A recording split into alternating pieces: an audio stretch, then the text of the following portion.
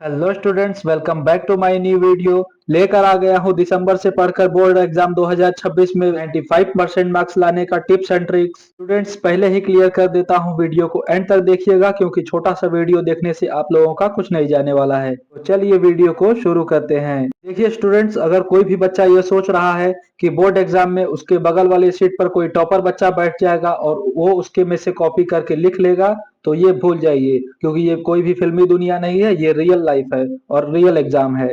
आप लोगों को किसी भी प्रकार का रिस्क नहीं लेना है, अच्छे से पढ़कर जाना है। तो इसी बात पर कहना है कि ई तो हर फिल्म की शूटिंग ना ही जिंदगी है जिंदगी। कोई भी स्टूडेंट्स नकल के भरोसे एग्जाम देने नहीं जाएगा क्योंकि नतीजा बहुत ही बुरा हो सकता है। नकल के भरोसे एग्जाम देने जाएंगे, आप लोगों का फेल होना निश्चित है। कोई भी ऐसा स्टूडेंट नहीं है जो अपना कॉपी लिखना छोड़ करके आपको नकल कराएगा, इसलिए आपको अपना पढ़कर जाना है और अच्छे से लिखना है। सो स्टूडेंट्स, बात करते हैं 2026 बोर्ड परीक्षा में 95% मार्क्स कैसे लाएं। बोर्ड परीक्षा में कॉपी लिखना। स्टूडेंट्स, कोई भी एग्जाम हो, अगर उसमें आपको एक बेहतरीन नंबर पाना है और अच्छे से पास होना है तो आपकी कॉपी का अच्छा होना बहुत जरूरी होता है। अगर आपने अच्छे से कॉपी को लिखा है, सभी क्वेश्चन के आंसर सही सही दिए हैं, तो आपको फुल मार्क्स मिलेंगे। Hand writing improvement. जिस भी स्टूडेंट्स का हैंड राइटिंग ठीक नहीं है, वो कोशिश करे कि अपने हैंड राइटिंग को 2 महीने के अंदर सुधार ले।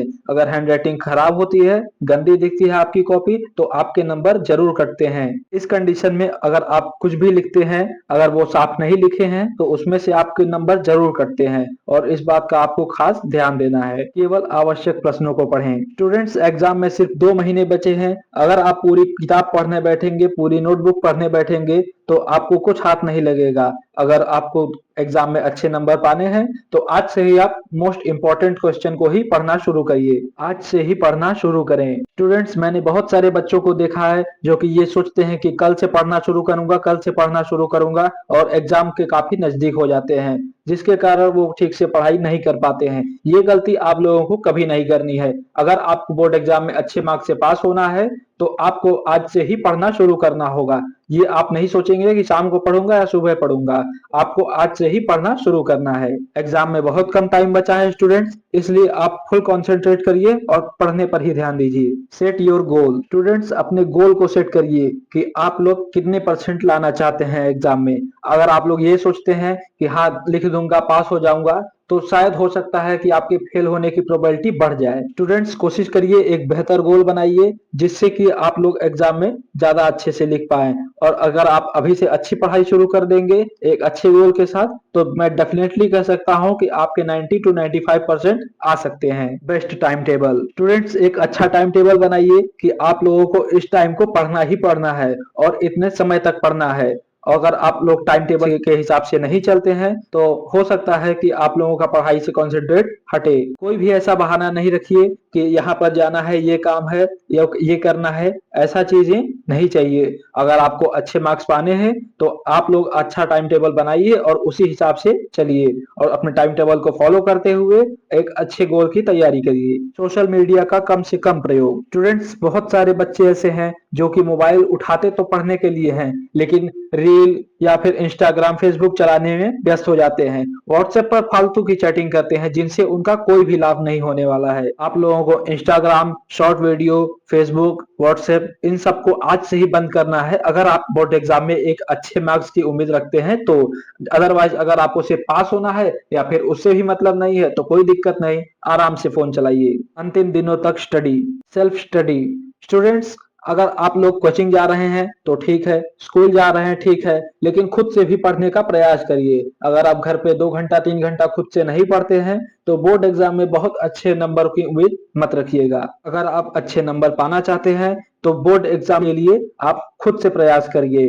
जो भी मोस्ट इंपॉर्टेंट क्वेश्चंस हैं उनको ध्यान से पढ़िए, खुद पढ़िए। स्टूडेंट्स, स्कूल या कोचिंग में क्लास में बहुत सारे स्टूडेंट्स हैं आपके अलावा, इसलिए टीचर हर किसी स्टूडेंट्स पर पर्सनली ध्यान नहीं दे सकता है। अगर आपको अच्छे नंबर पाने हो तो आपको खुद से ही मेहनत करनी पड़ेगी। Question answer. मैंने बताया स्टूडेंट्स कि आप लोगों को सिर्फ वही प्रश्न और उत्तर पढ़ने हैं जो कि आपके बोर्ड एग्जाम में आ सकते हैं। स्टूडेंट्स, मैंने पहले ही बताया कि आपको सिर्फ वही क्वेश्चन आंसर पढ़ने हैं जो कि आपके बोर्ड एग्जाम में आने वाले हो। अगर आपको लगता है कि ये क्वेश्चन बोर्ड एग्जाम में आ सकते हैं तो आप जरूर उनको पढ़िए। अगर आप पिछले साल के पेपर को उठा कर देखते हैं, बोर्ड एग्जाम के क्वेश्चन पेपर्स को, तो उसमें से आपको बहुत सारे इंपॉर्टेंट क्वेश्चंस मिलेंगे जो कि हर साल रिपीट होते हैं। मॉडल पेपर स्टूडेंट्स, आप लोगों के स्कूल के बुक में, आप लोगों के मास्टरमाइंड और अदर बुक्स में पीछे मॉडल पेपर दिए होते हैं। आप लोगों को उन मॉडल पेपर्स को सॉल्व करना है और उनको ध्यान से पढ़ना है। उन मॉडल पेपर में से आप लोगों के क्वेश्चंस उठते हैं बोर्ड एग्जाम में। क्वेश्चन बैंक स्टूडेंट्स, कम समय में अच्छी स्टडी के लिए क्वेश्चन बैंक एक बहुत बड़ा रोल निभाते हैं। अगर आपको बोर्ड एग्जाम में अच्छे मार्क्स की नीड है तो आप लोग क्वेश्चन बैंक को सॉल्व करिए। आपके पास अभी 2 महीने का समय है। एक अच्छे क्वेश्चन बैंक को चुनिए और उससे आप बोर्ड एग्जाम की तैयारी करिए। हर सब्जेक्ट का क्वेश्चन बैंक उपलब्ध है। आपको अगर पास होना है और अच्छे मार्क्स से पास होना है तो आप लोगों को क्वेश्चन बैंक को सॉल्व करना होगा। इंपॉर्टेंट नोट्स स्टूडेंट्स, इन सब के अलावा आप लोगों के पास स्कूल या कोचिंग द्वारा बनाए गए इंपॉर्टेंट नोट्स होंगे, इंपॉर्टेंट क्वेश्चंस होंगे। उन क्वेश्चंस को आप लोगों को ध्यान से पढ़ना है और उसको याद भी करना है। अगर आपको कोई क्वेश्चन समझ में नहीं आ रहा है तो आप अपने स्कूल टीचर या कोचिंग टीचर से संपर्क करें और उनसे अच्छे से समझें। आल फार्मूला देखिए स्टूडेंट्स, कोई भी क्वेश्चन हो, चाहे मैथ का हो, चाहे केमिस्ट्री का हो, चाहे फिजिक्स का हो, उनमें आप लोगों के लिए फॉर्मूला दिया होता है। उन फॉर्मूला के बिना आप कभी भी एक आंसर को नहीं निकाल सकते हैं। वो रील वाला वीडियो भूल जाइए जिसमें उसने बोला था कि मैं बिना फॉर्मूला के ही आंसर निकाल लेता हूँ। ये आपके एग्जाम में काम नहीं करेगा। आपको हर फॉर्मूलों को अच्छे से याद करना है। चैप्टर के इंपॉर्टेंट टॉपिक को पढ़ें। जैसा कि मैंने बताया कि आप लोगों को अपने बुक में से, अपने नोटबुक में से सिर्फ और सिर्फ इंपॉर्टेंट टॉपिक्स को ही पढ़ना है। इधर उधर के टॉपिक्स को नहीं पढ़ना है। ऐसा नहीं है कि कोई टॉपिक आपको अच्छा लग रहा है और उसका एग्जाम से कोई भी लेना देना नहीं है और आप लोग उसे ही पढ़ते जा रहे हैं। इस प्रकार से पढ़ने पर आप लोगों का टाइम वेस्ट होगा और आपके नंबर नहीं मिलेंगे। क्वेश्चन आएंगे नहीं तो नंबर मिलेंगे नहीं। इस बात का आपको ध्यान रखना है। सभी विषयों के ऑब्जेक्टिव क्वेश्चन को याद करना। स्टूडेंट्स, चाहे क्लास 10th का एग्जाम हो, चाहे क्लास 12th का एग्जाम हो, ऑब्जेक्टिव क्वेश्चंस आपको हर जगह मिलने वाले हैं। क्लास 10th में आपको ओएमआर भरने के लिए आता है और क्लास 12th में आपका सिंपल ऑब्जेक्टिव होता है, लेकिन ऑब्जेक्टिव हर जगह है। आप लोगों को हर ऑब्जेक्टिव को ध्यान से समझना है और याद भी करना है। हर सब्जेक्ट के ऑब्जेक्टिव को याद कर लीजिए क्योंकि ऑब्जेक्टिव क्वेश्चन भी आपका अच्छा खासा नंबर उठाते हैं। हिंदी के एग्जाम में 100 नंबर में से 10 नंबर का ऑब्जेक्टिव क्वेश्चन आता है। अगर एक एक नंबर के क्वेश्चंस को आप याद कर लेते हैं तो आपका 10 नंबर फिक्स हो जाएगा। तो स्टूडेंट्स, अगर आप लोगों को वीडियो पसंद आया हो तो वीडियो को लाइक कर लीजिए, चैनल को सब्सक्राइब कर लीजिए ऐसे ही और इंटरेस्टिंग वीडियोस के लिए।